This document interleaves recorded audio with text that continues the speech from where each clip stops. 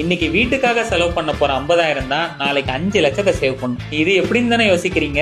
நீங்க வீடு கட்டும் போது வீடு நார்மலா இருந்தாலும் பரவாயில்ல, பட்ஜெட்குள்ள இருக்கணும், பட்ஜெட்டை தாண்டி போயிடக்கூடாதுன்னு நினைப்பீங்க. முக்காவாசி பேரு இந்த இடத்துல தான் தப்பு பண்ணிடுறாங்க. இந்த மாதிரி பட்ஜெட்டை பத்தி யோசிக்கும் போது அந்த இடத்துல கை வைக்கிறதே ஆர்சிசில தான். அப்படின்னா ரீஇன்ஃபோர்ஸ்டு சிமெண்ட் கான்கிரீட்னு அர்த்தம். சிம்பிளா சொல்லணும்னா நம்ம வீடு கட்டும் போது யூஸ் பண்ற கான்கிரீட் தான் நம்ம வீட்டுக்கான மசில் மாதிரி, அதுல யூஸ் பண்ற கம்பி தான் நம்ம வீட்டுக்கு போன் மாதிரி. இவங்க 2 பேரோட கூட்டணி சரியில்லைன்னு வைங்க, அந்த வீடே படுத்துரும். இது நடக்காம இருக்கணும்னா இந்த 2 டிப்ஸை மட்டும் ஃபாலோ பண்ணுங்க. 1, கவர் பிளாக்ஸ். இது வெறும் 2 ரூபா தான். நீங்க சீலிங்ல கான்கிரீட் போடும் போது இதை வாங்கி போட்டீங்கன்னா கம்பி துரு பிடிக்காம இருக்கும், சீலிங்லயும் லீக்கேஜ் வராமலையும் இருக்கும். Second, proper curing. Slab concrete போட்ட அப்புறம் ஒரு 10 days பாத்தி கட்டி தண்ணி நிக்க வச்சிடணும். அதுலதான் அந்த கான்கிரீட்டோட ஸ்ட்ரென்த்தே இருக்கு. இதெல்லாம் பண்ணாம இப்ப செலவு குறைக்கணும்னு நினைச்சீங்கன்னா ஃபியூச்சர்ல இதை விட டபுள் செலவு அதிகரிக்கும். டைல்ஸோ பெயிண்டோ வீட்டுல எத்தனை தடவை வேணா மாத்திக்கலாம், ஆனா கான்கிரீட்டுங்கிறத ஒரு தடவை போட்டீங்கன்னா அதை மாத்தவே முடியாது. சோ இதுக்கு செலவு பண்ண யோசிக்காதீங்க.